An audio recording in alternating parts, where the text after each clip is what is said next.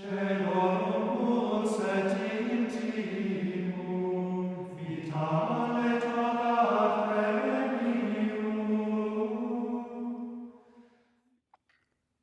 own monastic career has been very checkered, not through any wish of mine, but because of circumstances. I did my news in Glenstall up to December 35, and then I had to leave to go to Marasu to be professed in January the 6th, 1936. After my novitiate, we did a very skimpy course of philosophy, which and it was at the end of that course of philosophy, that the Abbot Celestin sent me back to Glenstall because he was presenting a new wave of personnel to fill the little house in Glenstall.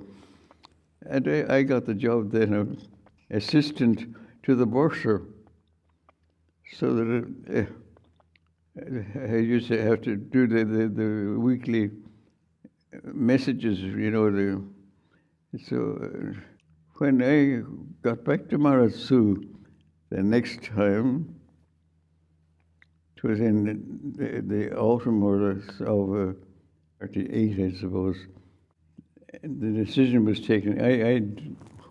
One thing I dreaded was to be sent back to Ireland for theology, because I didn't think, I can see now with hindsight why but I didn't like the kind of theology that was going on, but I couldn't put that.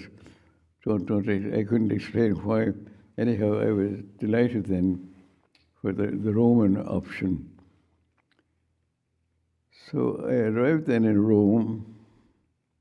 The train took 36 hours to go from Belgium to Rome. The rector of the Greek College, which was closely linked to Glenstall canonically, he met me at the train, and then he said, the first thing you must do in Rome is visit St. Peter's. So we went off. We arrived in about, I suppose, 7 o'clock in the morning. We then trudged up the whole, along the Tiber up to St. Peter's. That was to show you were in the Catholic, if you like.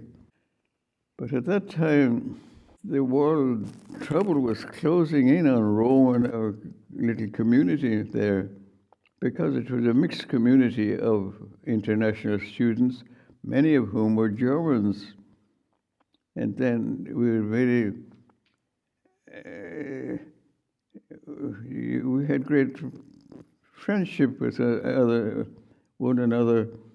And with it's a strange thing to say that some of those friendships with German fellow students lasted in memory all my life, because these young men, unfortunately, were taken off to the front, you see, and the phrase was that Russians don't take any prisoners. That was the phrase that we were told, and we never heard of them again. But it settled down.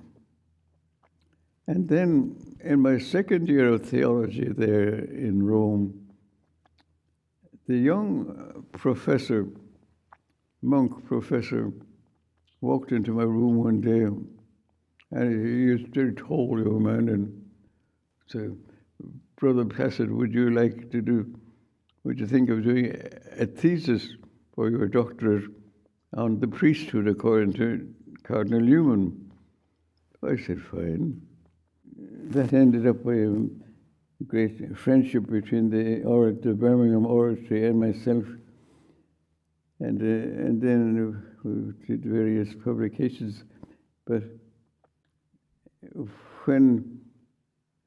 if if you're asking about world views, the only world view I can fall back on is Newman's views, really, which are tied up with his own period, but he has this, he has the gift of English language and insight that combined, you see. And I still have to find somebody better. I was thrown into the rough and tumble after, well, I was ordained then, before my time, and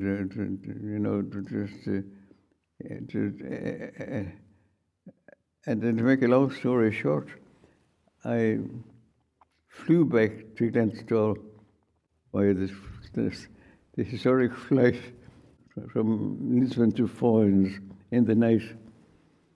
I was brought back by the prior of the time, Father Idabel Ryland, but he wanted somebody to teach because he had a little nucleus of a theology studium there. So that was my first appointment.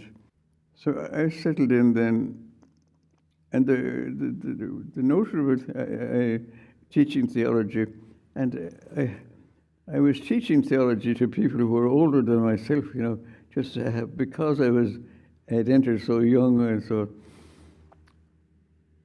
And then they all afterwards became my superiors in turn, and I myself became superior. And then I was loaded with this whole thing of the church. By that stage, we had started the building of the church. It wasn't finished. Well, it was in operation, but nothing like what it is now. But at least it was there. So now, when we had to finish it, I really had to take the day-to-day handling of the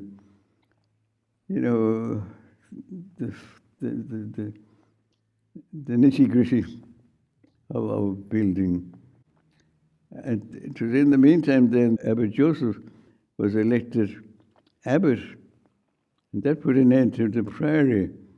You see, those abbots had been elected for life, you see. So that sidetracked me. So I managed, thank God, to stay on in Glenstal. Not always easy, as you can imagine. But I was a little cog in the wheel. But thank God I stayed there, unnoticed, I hope. And here I am today. So, what more can I say?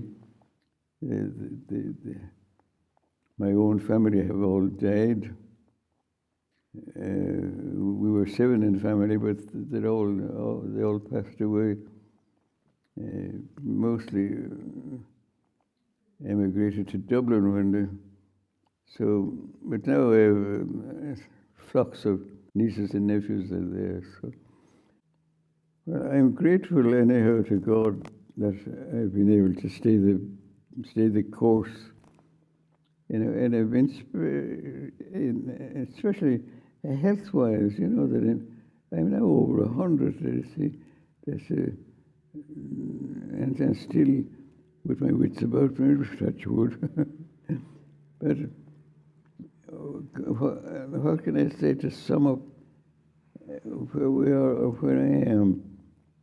Well, I find great solace in this. There's the middle-aged monks now, that active group. I find that a great solace to my own. All in all, I'm very happy to be in the Glenstal of today, which I've seen starting from nothing, you might say. And I've been with it all along, thank God. And my health is over 100. I'm still around, so I just try to pray away. So I think that will be the end of my story. So.